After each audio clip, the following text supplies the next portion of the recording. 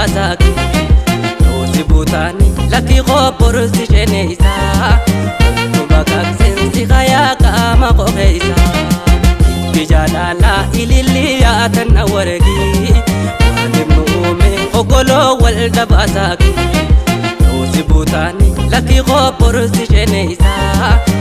Tubakak sensi khaya kama qogeisa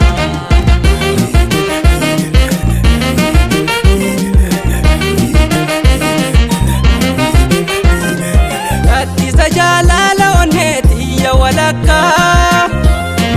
Eistu masif kanne arka futu baka Hinde batu yo mudiga khonsi obasa Elo tenu kattu jalala si bajasa Illensa kullu sombanin si harikisa Anani visa dun kabin khonsi khununsa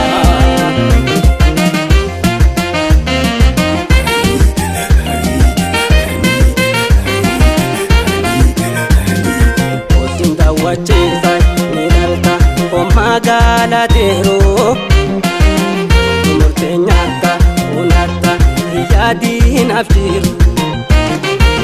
Chumole dega kurkitu gisensi dajisa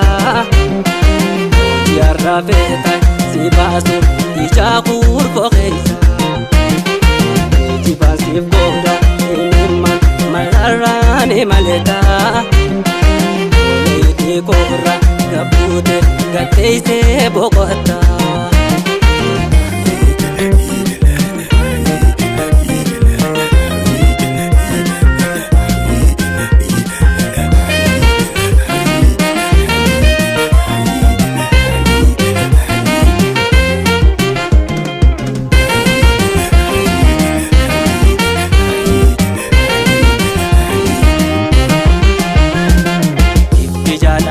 ililiyatan awaregi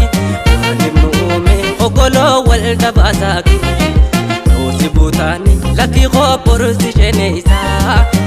Tubakak sensi khaya kama qogeisa Bijalala ililiyatan awaregi Walimnume ogolo wal dabasaki Rosi butani laki qoporsi sheneysa Tubakak sensi khaya kama qogeisa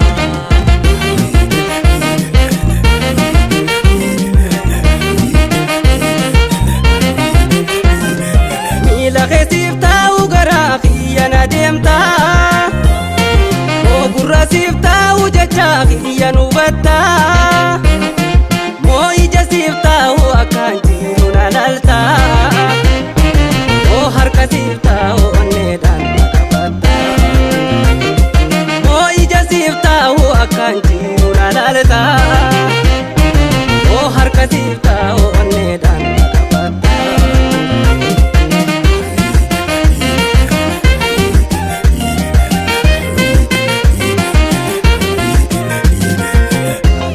Avinzi nandoisi ne kampe talata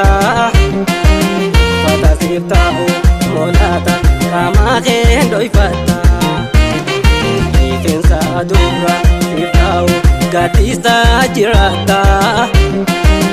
Onne siftau kilata itina timata Afanke siftau molata itiwa unata Tunto sansifta sitina dugasa